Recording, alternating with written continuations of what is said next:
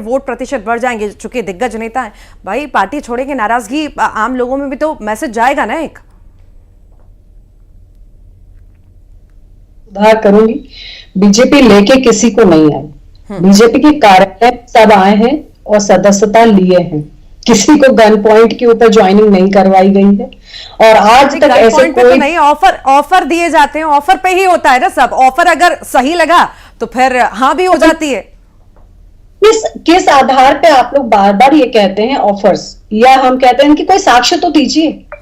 अगर 6 बार का विधायक व्यक्ति रहा है, पार्टी में आके ज्वाइनिंग करता है, उनका अनुभव है, वो क्षेत्र के लीडर के तौर पे स्थापित हैं, और अगर उनको मंत्रिमंडल में स्थान दे दिया जाता है तो ये तो जनता के भले के लिए, उस क्षेत्र के विकास के लिए अच्छा है।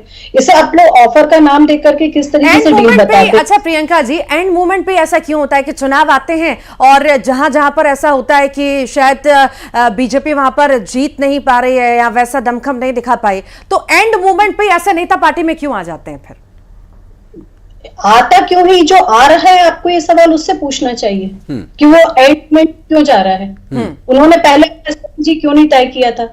उनको लगा कि उनका कार्य उनको करना चाहिए। जनप्रतिनिधि रिस्पॉन्सिबल होता है अपनी जनता के लिए, अपने वोटर्स के लिए, जिनने उनके ऊपर विश्वास जताया। उन्हें लगा कि इतने सालों में उनके काम जो करना चाहते हैं, उनके जो विजन रहे होंगे अपने क्षेत्र के लिए, अपनी जनता के प्रति, वहां पूरे नहीं हो रहे होंगे। उनको लगता है डबल इंजन की सरकार में वो उसको पूरा कर सकते हैं। उन्होंने ज्वाइनिंग चाहिए। और ये लोकतंत्र की खूबसूरती है कि व्यक्ति अगर चाहे तो अपने हिसाब से अपना मत बदल सकता है, अपना माइंडसेट चेंज कर सकता है। तो उन्होंने भारतीय जनता पार्टी को ज्वाइन कर लिया। और ऐसा नहीं है, पार्टी के भी कुछ लोग जो है वो कांग्रेस ज्वाइन किए होंगे, ऐसा मैं नहीं कहती कि नहीं किए होंगे। दीपक जोशी कारण है वो कांग्रेस में चले गए, फिर वापस भाजपा में आ गए, ऐसे कई लोग हैं। बस ये है कि वो वहां जाकर के फेल हुए, पास हुए, वो एक सिनेरियो चेंज हो जाता है, वो जनता निर्धारित करती है। बिल्कुल लौटेंगे चर्चा में। इस बीच एक बड़ी खबर, महाराष्ट्र में 79 सीटों पर अब रुझान सामने आ चुके हैं। एकनाथ शिंदे और नाना पटोले इस वक्त काउंटिंग में आगे चल रहे हैं। बारामती में अजीत पवार आगे चल रहे हैं, एनसीपी की ये पारंपरिक सीट,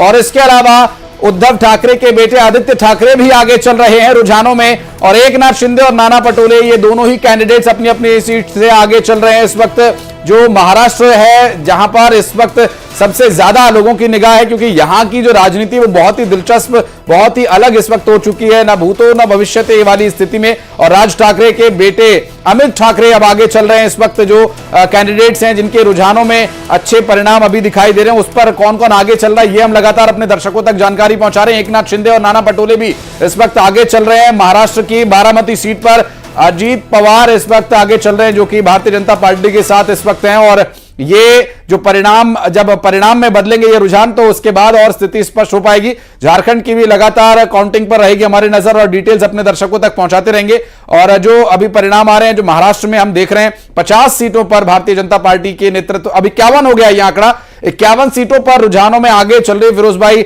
महायुति की, गठबंधन की यहाँ पर जो अभी तैयारी थी वो अभी काफी मुकम्मल होती नजर आ रही है। 51 सीटों पर आगे चल रहे हैं।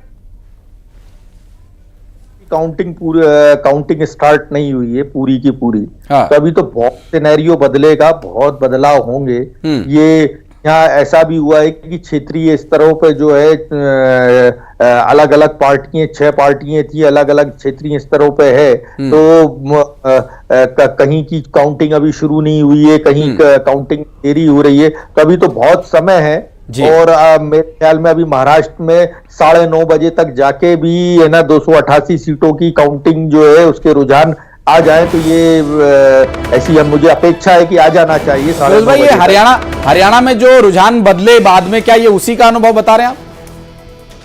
इसी बीच बड़ा अपडेट दे दें आपको। बुधनी से बीजेपी पीछे चल रही है। यहां से परंपरागत सीट ये बीजेपी की रही है, और इस वक्त जो शुरुआती रुझान सामने आ रहे हैं उसमें बुधनी से बीजेपी पीछे चल रही है। भार्गव साहब यहां से मैदान में हैं, और यहां से यही अपडेट अभी मिल रहा है कि बीजेपी पीछे चल रही है। और बुधनी ये सीट है, बुधनी जहां पर कि शिवराज सिंह चौहान का वर्चस्व, जहां पर शिवराज सिंह चौहान के नाम पर वोट डाले जाते थे, और शिवराज सिंह चौहान एक ऐसे वाहिद कैंडिडेट जो विधानसभा में चुनाव प्रचार के लिए भी नहीं जाते थे, लोग खुद उनके लिए प्रचार करते थे। अभी ये जो फिरोज भाई जिक्र कर रहे थे कि आंकड़े बदलेंगे, वो देखिए यहां पर दिखने भी लगा है। बुधनी से अब भारतीय जनता पार्टी रुझानों में पीछे हो गई है और बुधनी वो सीट है जिस पर कि गढ़ के तौर पर एक भरोसा भारतीय जनता पार्टी को रहा है कि बुधनी तो कोई नहीं भेज सकता, लेकिन यहां पर रुझान जरूर उस ओर इशारा करते नजर आ रहे हैं। और जैसा कि अभी हमारे दोनों ही प्रवक्ता दावा कर रहे हैं कि बुधनी में या छत्तीसगढ़ की रायपुर दक्षिण सीट पर या फिर विजयपुर में, ये सभी जगह आंकड़े बदलेंगे और आगे पीछे का जो सिलसिला है वो चलता रहेगा।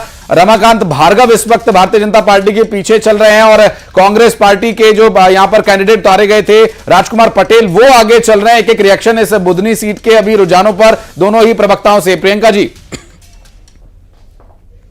जैसा मैंने स्पष्ट कहा कि बहुत शुरुआती रुझान है, आगे आगे देख क्या होता है और जो भी होगा हमें विश्वास है कि जनता का जो भी जनादेश होगा वो हमारे पक्ष में होगा। हमारे जो कार्यकर्ताओं ने कार्य किया है, जो विश्वास अर्जित किया है, उसके साथ हम लोग विजयश्री प्राप्त करेंगे। मुझे कोई संशय नहीं है, कोई मन में ख्याल नहीं है कि हम लोग कहीं भी पराजित होंगे। जो हमने कार्य किए हैं उसमें हम लोग निश्चित तौर पे विजय प्राप्त करेंगे। परंतु अगर इसके बाद भी अगर हमारे ये जनता नाराज होती तो वो जनता का जनादेश है, त्रुटियों का सुधार किया जाएगा, जो भूल हमसे हुई है उनको सुधार किया जाएगा और फिर से उसको फिर आगे बढ़ेंगे। तो भारतीय जनता पार्टी कोई बहुत बड़ा विषय नहीं है, जो हमने मेहनत की है हमें उस पर पूरा विश्वास है। फिरोज भाई, ये बहुत कम देखा जाता है कि कोई प्रवक्ता पहले ही इस बात का ऐलान कर दे कि अगर गलती हुई तो हम उस पर माफी भी मांगेंगे। यहां तक बात पहुंचती नहीं है, लेकिन प्रियंका जी की सौम्यता देखिए, वो यहां तक भी जा रही हैं। और मैं उम्मीद करता हूं कि ये दोनों सीटें जो है कांग्रेस जीत जाए। भारतीय जनता पार्टी जो अपनी मतलब जो चालें चलती है, कुटिल चालें